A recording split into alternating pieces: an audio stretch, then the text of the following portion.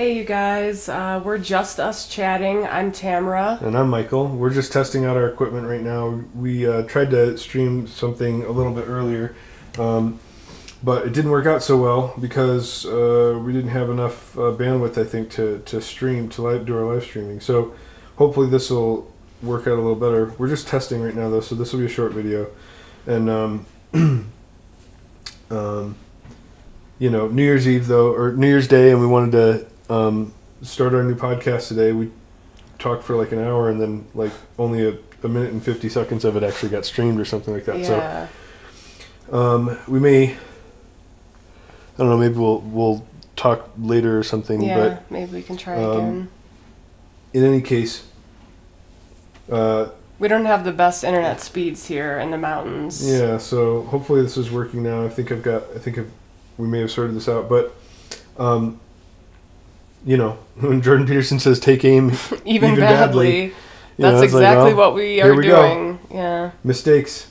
We talked actually in the video that we were watching before. He talks about how what do you say, something about some mistakes are I don't know, like, anyway, the whole idea is you've got to start moving towards a goal, and yeah. Even if you make the wrong mistakes, one or it's a mistake. Yeah, even if you make mistakes, like the mistakes you can learn from and move forward. So these are, it's conventional wisdom, but here it is in applied action, because we just, applied to real life. We just, did an hour-long stream, thought we were streaming the whole time, and and it was actually a pretty good talk. It wasn't a bad talk at all. We were just trying to kind of tell people what we're up to and what our plan is, and it went well, but then it didn't, because it didn't actually turn out. The talk was good. Yeah. We talked a little bit about what we want to do with the podcast. It's basically the idea is to to make more intentional and explicit our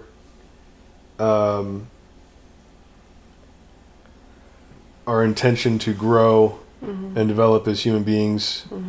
And so hopefully by engaging with whatever lovely people might be interested in this channel, we can find new and interesting things to talk about, and to learn, and books to read, movies to watch, documentaries, news, current events, all of it. Very, very interested in engaging. So, we've got coffee brewing right now, and I don't want to test too long, but I feel like this is probably working out okay. So, we're taking aim, and here we'll just go ahead and let this run. When I talk to people about doing the future authoring program, they often put it off, and it's not surprising because it's hard. But it's more than that. They think, well, I don't know how to write. I'm going to do a bad job. I don't really like assignments. I'm going to have to do it perfectly. I need to wait till I have enough time. And like one of those is enough to stop you cold, and all 5 of them, you're just done. And so I tell people, do it haphazardly, a tiny bit at a time, and badly. So yeah, so that we talked a little bit about that before. The idea that that not having time for this podcast is something that had stopped us for quite a bit.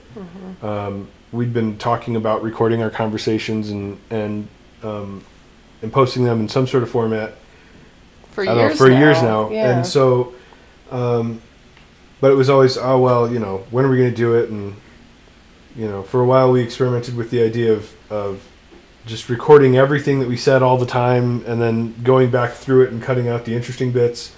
That didn't work because, going back through an entire day's worth of audio to cut out the interesting bits is actually really time consuming. So that takes even more time than just sitting down and live streaming something.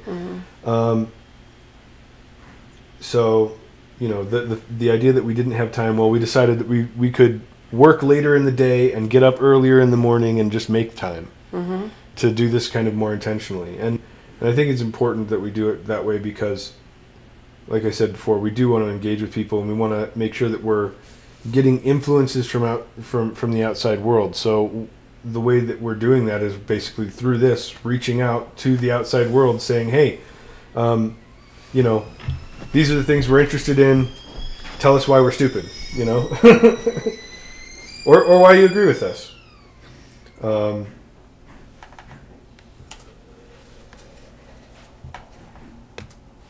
Because you can do that. I tell my students when they're doing their thesis, master's thesis, write a really bad first draft. And then we have a little conversation about that, because they don't think I mean that. Because it sounds like a cliche in some sense. It's not a cliche. It's not a cliche at all. It means you're a terrible writer, but if someone put a gun to your head and said, you have to have your 100-page thesis done by next Monday, or I'll shoot you, but I don't care how terrible it is, you would sit down and write it.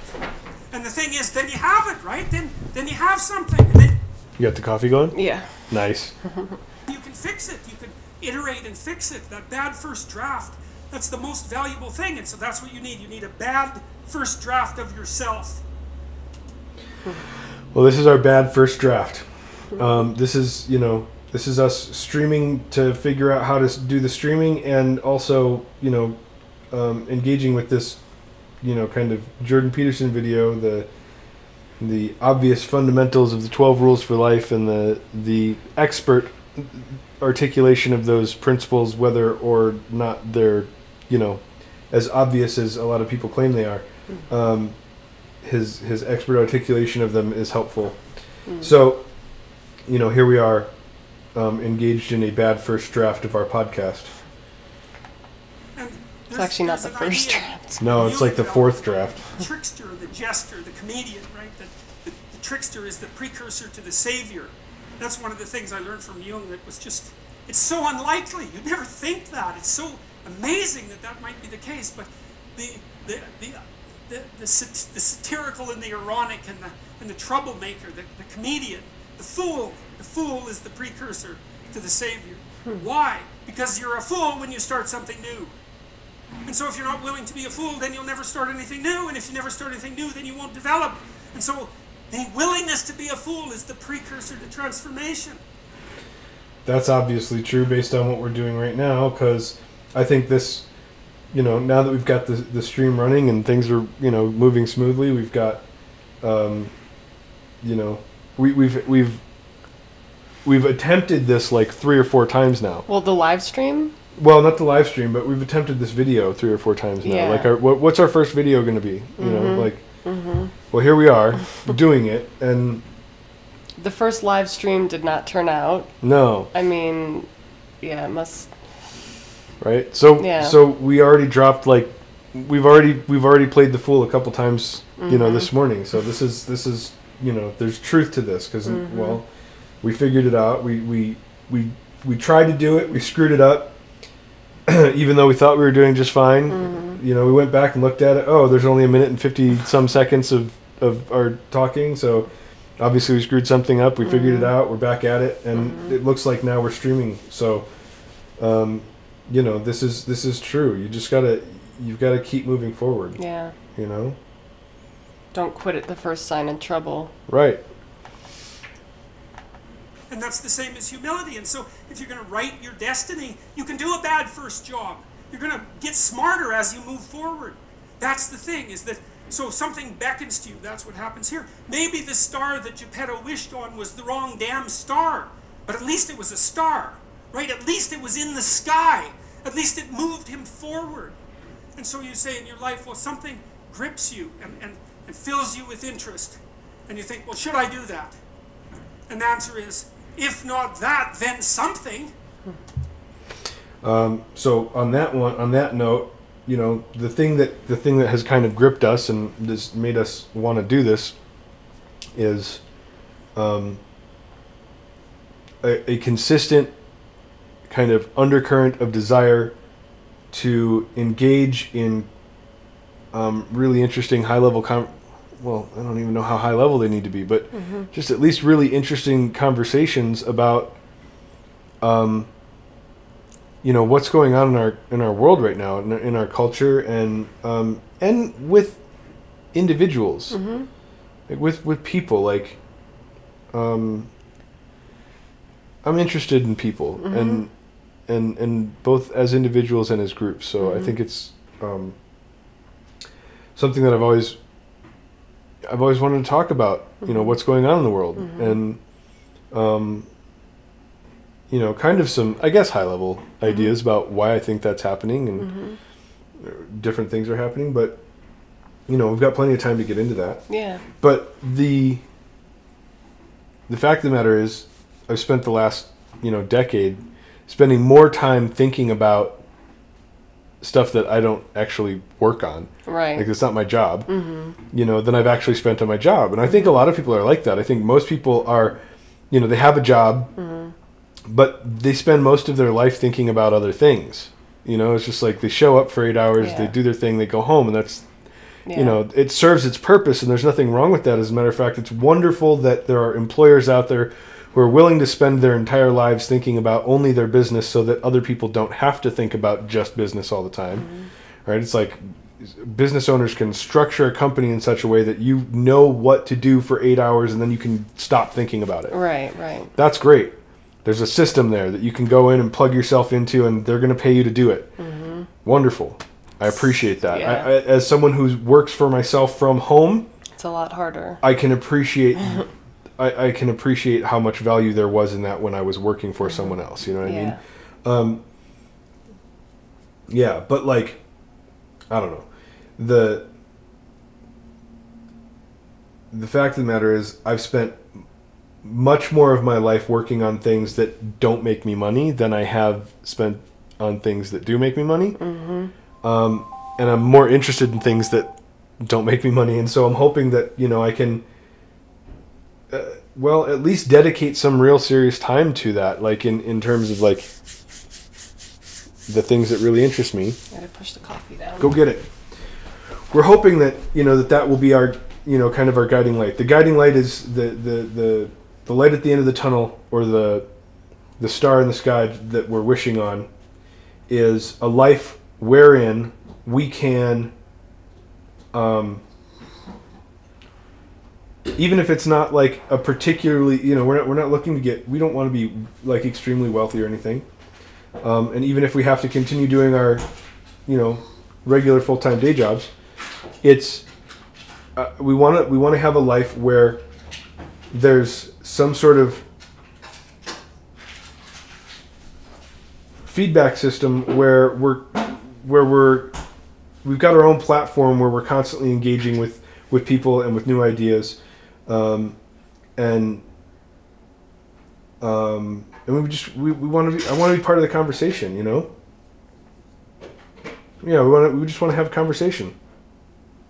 So hopefully this is, a new kind of digital conversation. Obviously, people can chop this video up and make replies or whatever. And maybe we'll do some of that too. Where we're like right now we're doing that with the Jordan Peterson video here.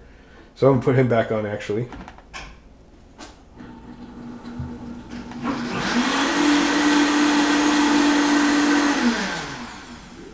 Ah, there's coffee.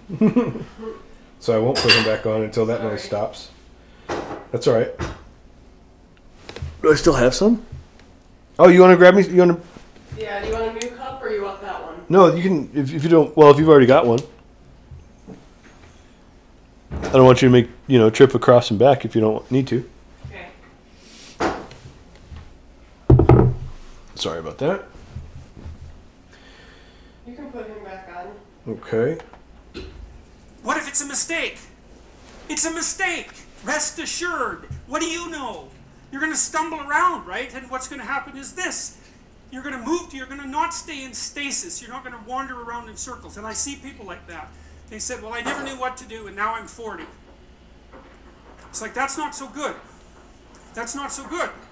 And you might say, well, and there is literature, too, that suggests that people are a lot more unhappy when they look back in their lives about the things they didn't do than they are about the mistakes they made while they were doing things.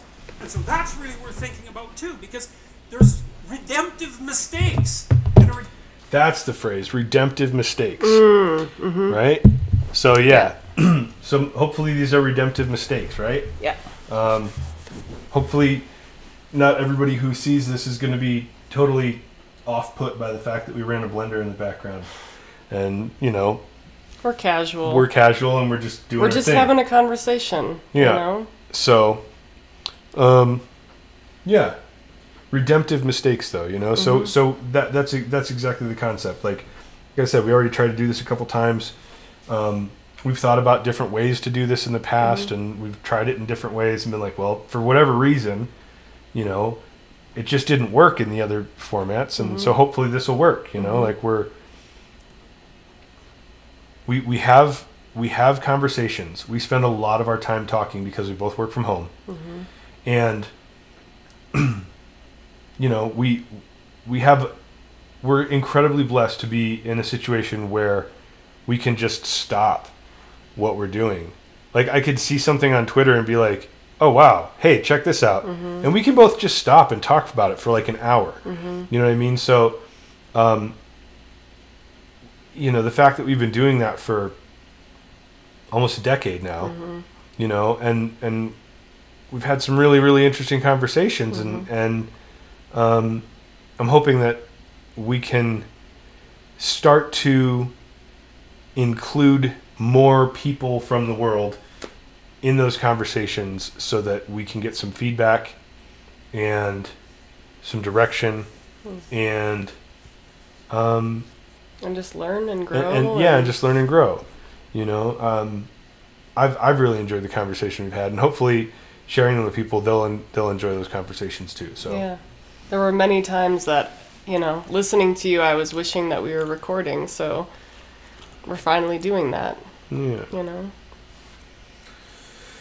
So a redemptive mistake would be a mistake that you make when you go out and try to do something. You know, you think, okay, I'm going to try to do this.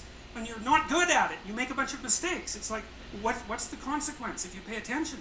You're not quite so stupid anymore. That's the thing, is you've been informed by the results of your errors. And so what happens is you follow the beacon, you follow the light, and you're blind, so you don't know where the light is. It's dimly apprehended only, and you're afraid to follow it. But you decide to take some stumbling steps towards it. That is exactly what we're doing right now. Like, we're definitely nervous about this whole thing too, because, you know, we're aware of our ignorance. You know, we're aware of the fact that, you know, we're human, we have shortcomings and faults and all that, and we're putting our you know, half-baked ideas on the internet for, you know, millions or billions of people, whoever comes across it, to thrash or enjoy at their leisure, you know what I mean? So which is hard on the ego. You know, it's hard on the sense of self. Somebody's going to watch this, you know, and then so somebody's going to watch this at some point in time and be like, you know, I hate that guy's voice, or, you know, whatever, or, you know, he's stupid. You know, people are gonna think bad things about us, and we're just gonna have to deal with it. You know, like that in and of itself is. It's enough to keep you from doing something like this, but I'm glad that we're just saying screw it and we're gonna do it anyways. It is. It's. You know, there are people for whom it is, you know, less likely to. You know, there's some people. I think that actually, and that's something that's interesting. There are lots of people in the world who are probably naturally inclined to, you know, kind of, you know, look at me, right? And try to make a big make a big scene and make a big spectacle. Yeah, spectacle of themselves, exactly. So and I don't necessarily think that those are the people who have the most important things to say. Right. So I think it's important for people who are naturally shy, humble, and not that shy and humble are the same thing, because they're not, but they can be actually really, like, shy people can be actually very narcissistic sometimes, or well, self-conscious. I think there's, I think I remember reading somewhere that there's some evidence that the, shyness as a trait, as much as to whatever degree shyness is a trait, can be a self-defense mechanism to kind of prevent you from having to confront the fact that you're not as much as you could be, right? So you kind of you don't want to deal with the world because it might tell you something that you don't want to hear about yourself, and so you're actually very full of yourself. You can be very full of yourself and protect that with shyness. But in any case, genuine humility. People who have genuine humility, who question whether or not they're worth listening to, right? Those are the kind of people who need to have the courage to speak up. Yeah. Right? If you have that level of genuine self-reflection where you're aware that you're not really that important, those are important voices. It's unfortunate, it's like paradoxically, right? Yeah. It's like the libertarian idea that in any system of government, it's like the person who seeks power is the person you least want having it. You know what I mean? So what do you do about that, right? You've got to find people who are willing to restructure the system in such a way that limits and relinquishes their own power. It's hard, but it's important and it's principled work. And so I'm hoping that some of that is what we're doing, or that what we're going to be engaged in. I know that we're flawed and weak and that we don't have all the answers, but hopefully through the process of engaging with ideas and with the public, and with people responding, we can refine our ideas and construct something of value. So that's what I'm hoping. So taking aim, even badly. And as you take stumbling steps towards it, you become illuminated and enlightened and informed because of the nature of your experience, because you're pushing yourself beyond where you are and you're going into the country that you have not yet been in, and you learn something. And so what happens then is the star moves. You move 10 feet towards it and you think, no, that's not right. I didn't get it right.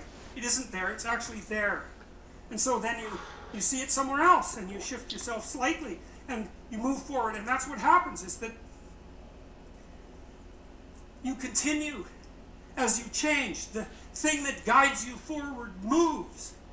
Right? It's like God in the desert in Egypt. The pillar of light that you're following, it's moving. It's not a permanent thing. You move towards it, it moves away, it guides you forward. And so you say, well, is what I'm aiming at paradise itself? And the answer to that is no, because what do you know? You couldn't see paradise if it was right in front of you, but you might get a glimmer of it. And so you move towards it and you grow. And then the next time you open your eyes, you see a little bit more clearly. And that's what happens, is that just happens over and over, right? It keeps moving. And so you move like this. But the thing that's so cool is that all those zigs and having trouble with the controls over here. Yeah. And actually I want to back that up, just hopefully I can... And so you move towards it and you grow. And then the next time you open your eyes, you see a little aiming at paradise itself. And the answer to that is no, because what do you know? You couldn't see paradise if it was right in front of you, but you might get a glimmer of it. And so you move towards it and you grow.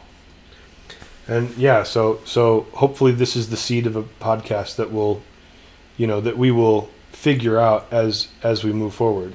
I don't have a real clear picture of exactly what we're trying to do. But I know that we have to.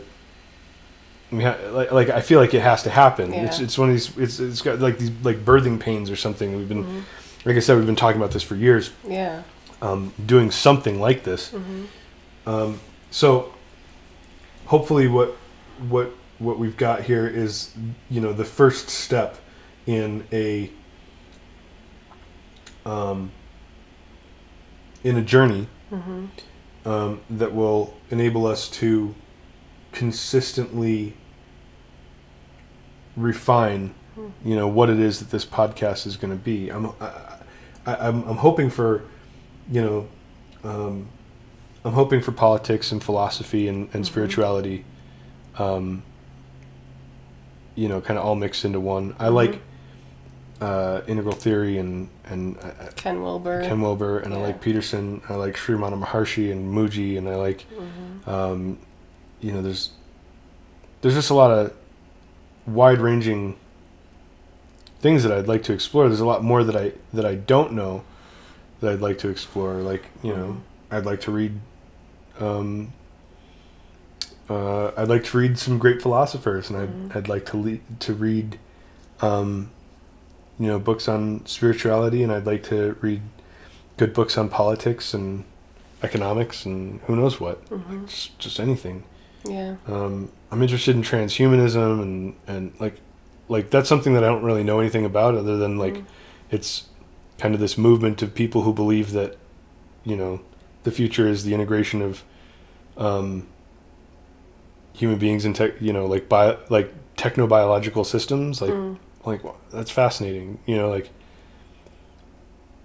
There's whole worlds of cool things that people are thinking about out there that are It's hard to find time for all of it, yeah. but we want to dabble. We want to touch. I'd love to. I want to know everything. I want to explore everything. You know what I mean? Like, you've always had a curious mind. I'm very curious, and so hopefully this podcast will be a platform for exploring as much as we can. And and doing it intentionally every day. Yeah. So I'm gonna go back to. Sorry, I know I kind of backed that up, but let me go back into the browser here and see if we can get him to. And then the next time you open your eyes, you see a little bit more clearly. And that's what happens, is that just happens over and over, right? It keeps moving. Yeah, hopefully every day so you move like this. Gets clearer what we're doing. Mm-hmm. But the thing that's so cool is that all those zigs and zags, you say, and each of those zags and zigs is a catastrophe. I hit a wall, my God, and then I had to die a little bit, and I barely... Hopefully we don't have catastrophes and dying in our journey of this podcast. God, back up. It's a phoenix transformation at each turn, and it's painful. But the thing is that even though you've traveled 20 miles, let's say, on that road, and you've only moved 3 miles forward, you've moved 3 miles forward instead of falling backwards, because that's the thing too, is that if you stand still, you fall backwards. You cannot stand still, because the world moves away from you if you stand still. And there's no stasis, there's only backwards. And so if you're not moving forwards, then you're moving backwards. And that's more of the underlying truth of the Matthew principle. To those who have everything, more will be given. From those who have nothing, everything will be taken. It's a warning. Do not stay in one place. Well, as you zig and zag, maybe the cataclysm of each transformation starts to lessen. There's not so much of you that has to die with every mistake.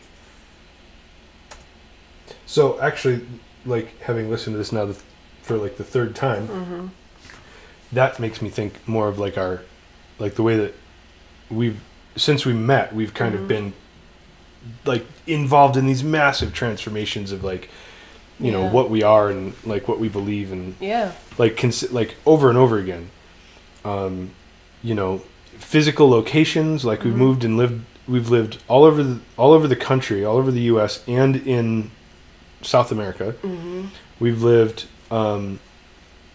in kind of traditional working class, like I worked in the gas field 10 to 12 hour days in the freezing cold in you know the bitter winter in Wyoming, you know, and we did kind of a traditional thing there.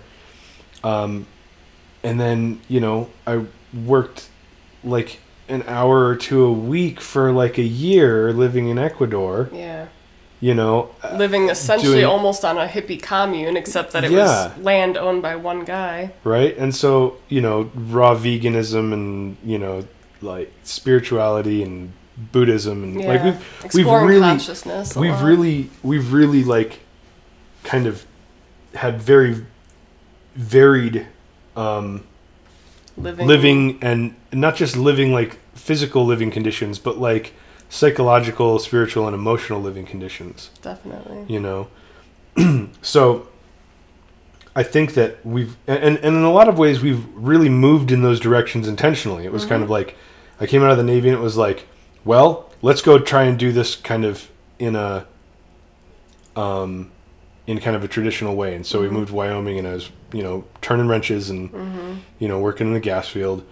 And you know, then we just decided, you know what, this is boring, let's do something entirely different. And we decided to try and live, like, we decided to attempt. Not we didn't have to do this. Like, this wasn't like, oh, you know, like we were stuck and we're going to be homeless. You know, it was like we decided to pack everything in our truck and and live on the road, moving from, you know, going to festivals and art shows and, you know, little with a pop-up tent selling jewelry. You know, and we did that for about 6 months, and then we landed in Mount Shasta, California, and we we're like, this place is cool. There's a bunch of crazy people here. This is nuts. We just lived there, camped, you know, lived in a tent. For a while. And then, like, synchronistically, we got to live in a cabin for a few months, house sitting. And then when that was up and it's the middle of winter, we synchronistically got to go live in a bus. You know, which... So, but I mean, we've kind of... I mean, these are big zigs and zags. Like, that's a big difference from, like... Yes, I wake up every morning early, I get in my truck, I go out into the gas field, and, you know, I work hard. You know, physical labor, turning wrenches on, you know, on in the natural gas field, you know, like cleaning up after oil rigs and stuff like this. It's a big, and then, you know, then coming home and very, you know, I come home and you've been at the house, you know, I worked there too. Yeah, that's true. You were, but I mean, it was very traditional, right? And then we went into like we were like, well, let's try something entirely different. Let's be intentionally homeless. And like vagabonds. And then we, you know, so I feel like in a lot of ways we've done this big zigzag thing, and like he's talking about, over time our zigging and zagging has gotten less and less extreme. You know what I mean? Like, we went from, you know, very traditional to kind of living all over the place to then it was like, okay, kind of back towards traditional, where it was like I was working as a painter, right? And I was painting houses, but I was simultaneously learning web design and development, and we were going to sell your stuff, you know, be selling jewelry online. And so we were kind of moving into like a more, it was a little less traditional, but still on the traditional side. Like, we're going to have jobs, we're going to have business. And and then from there, it was like, it was like, well, you know, here's a position that's available in Ecuador. And like, I had wanted to do something out of the ordinary and getting us like out of the country and to a place where, you know, like at the time I was big into the idea of being able to grow food year round and, you know, living kind of non-traditionally, completely non-traditionally. Although you still had, you know, you worked for, you know, our room and board. And but we've been, but okay, so, but like, if you want to, I don't know that we necessarily want to look at it in the political lens, you know, from a political lens, but we've basically been vacillating between conservative and liberal, like very standard, conventional to like very non-standard, non-conventional, exploratory, right? Kind of like from conservative to hippie to, you know, conservative to hippie, conservative to hippie, you know, like, we've been kind of going back and forth in big ways, and kind of, I think we've settled in kind of a synthesis of the two in a way that's well, I've definitely gotten more conservative as I've gotten older. And I've gotten more. Well, I think I've gotten more conservative as I've gotten older, but it's weird too, because I was pretty I was pretty conservative ideologically when I joined the military. And then when I met you, I became considerably more liberal. like vastly more liberal. Yeah. But I was also raised liberally, so it wasn't like I was raised conservative and joined the military. I was raised by, you know, feminist parents, you know, and liberal, you know. My mom made more money than my dad did, you know. You know, and I did a whole lot of drugs in high school, so my mind was expanded is one way to put it. Well, and then it was expanded more in Ecuador. Yeah. So, you know. Yeah, we've gone back and forth, and now I think we've kind of integrated.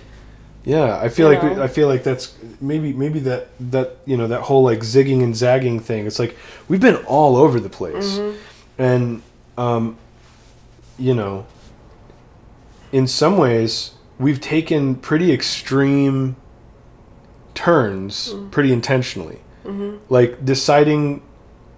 Well, first of all, we were living in Connecticut, and it's like, well, let's decide to move to Wyoming. Like, we only knew one person in Wyoming. He told me he could get me a job. It was like, good enough. Let's do it. Let's do it.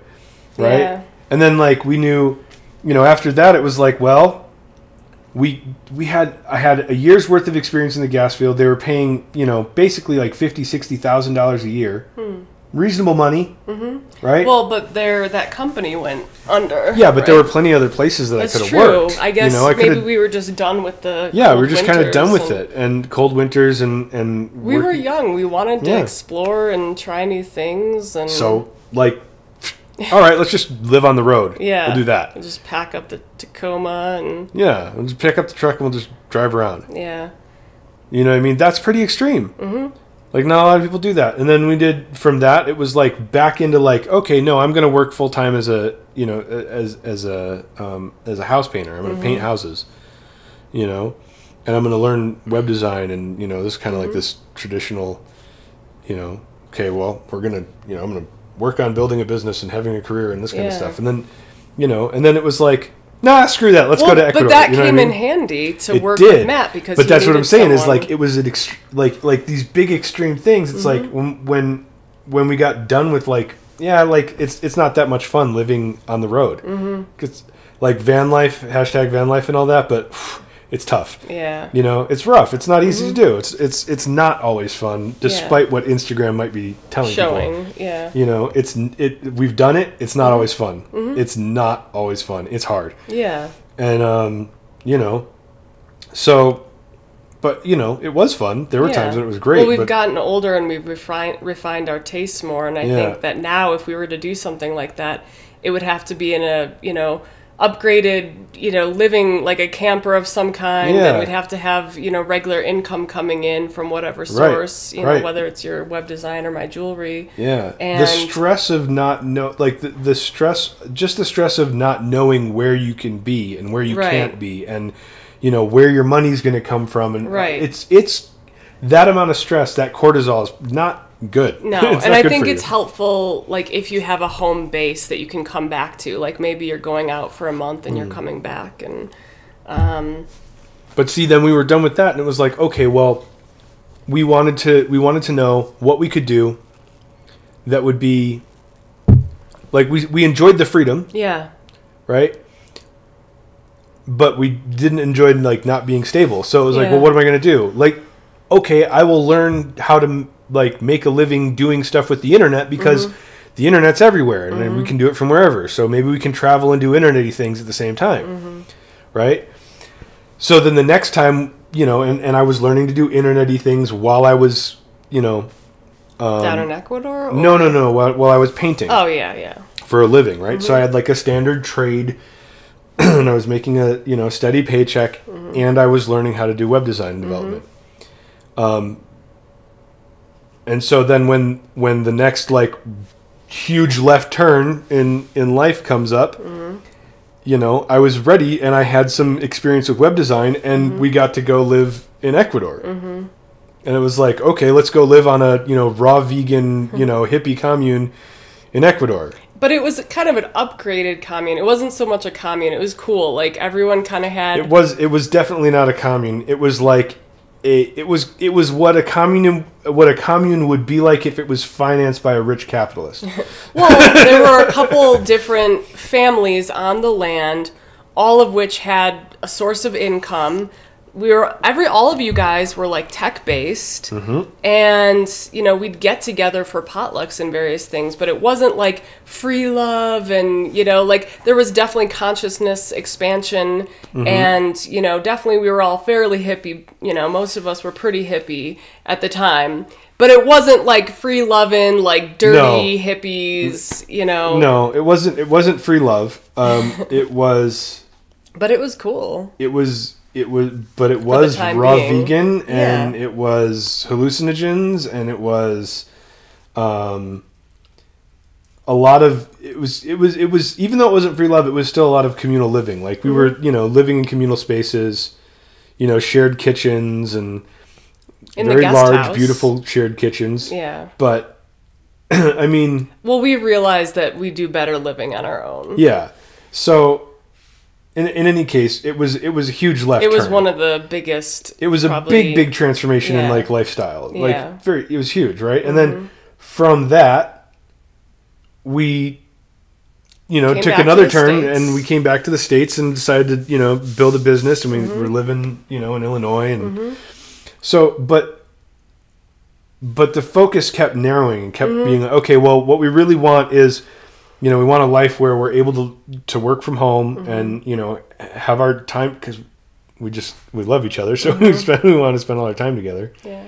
So, but the zigging and zagging kept getting, you know, less and less intense, and then it was, you know, eventually we ended up here, and we're constantly refining what we want, and so maybe that, you know, that's a natural process of growing, I think, but. We've done a lot of that, and I think we're kind of zeroing in on where we want to go. Yeah. And hopefully, this podcast gets off to, you know, a less rocky start than, or you know, I expect that we'll have the same kinds of zigs and zags in the direction of what we think and what we talk about in our podcast. What we want to explore. You know. Yeah. But hopefully. Anyone who's listening or watching can help us figure out, you know, some interesting things to talk about. But we're, you know, I expect that we'll explore a lot of weird things, you know, and that eventually we'll settle into a groove, you know, that's a little more. But focused, it's a little more focused. Maybe we'll just explore all sorts of topics. Well, that's what I'm wondering, because like maybe just speculation, but like it seems like that's kind of a natural pattern where it's kind of like you start to do something, you do it kind of haphazardly and badly, like he's saying, right? And then you figure out, no, that's not quite the right way to do this thing that I'm trying to do, or it's not quite what I was hoping it would be, and I want it to be more like this. And you know, there's this kind of course correction thing that happens, but as you move forward, every time you correct course, you the next time you have to correct course, you have to correct less. Right.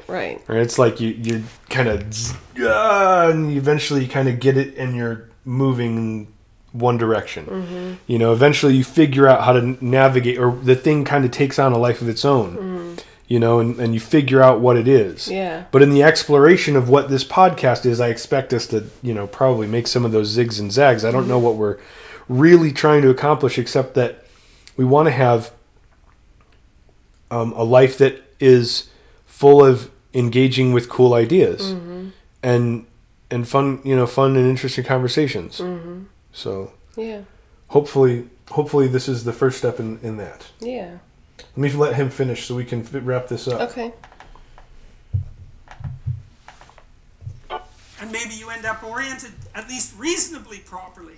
And if you were sensible, that would have been your trip. But it wasn't, right? It's that. And perhaps it's a lot worse than that. Perhaps there's no shortage of backtracking. But it doesn't matter, because as you stumble forward, you illuminate and inform yourself. And perhaps that's partly because the world is made of information. And if you encounter it and tangle with it, then it informs you, and then you become informed, and then you're information, and then you're ready. Yeah. Cancel that before. So, in any case, Thank you for joining us. Thank you for sitting with us. We already tried this a couple times this morning, so we're running out of time. We've got to get to our regular day jobs, so to speak, and get some stuff done. We've got to take the dog out. There's a bunch of things we still need to do. Yeah.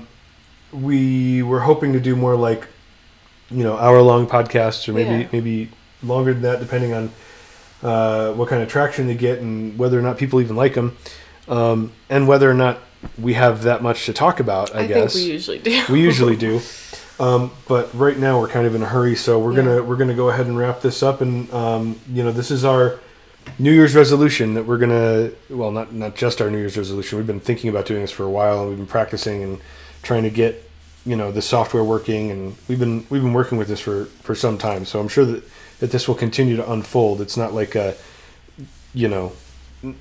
isn't a New Year's resolution like, oh, our New Year's resolution we decided yesterday would be to do this thing that we really should be doing, but then we decide not to in a week. So we're actually going to do this. Hopefully we'll get to it just about every day. There's so many interesting things to talk about. Yeah. There's so many cool ideas to explore, just the structure of culture, the structure of consciousness and technology, yeah, AI, all these things, how it all interacts, the intersection of all of these crazy, technology especially, how technology affects culture and individual consciousness is just fascinating to me. Yeah. The evolution of our culture, but we really got to get moving. Yeah. So if you're still watching, subscribe and hit us up on Facebook. Twitter as well. Twitter, just us chatting. You'll see. You'll know you're in the right place because you'll see either pictures of us or pictures of the dog, and there'll be cartoony kind of drawn pictures that look something like this.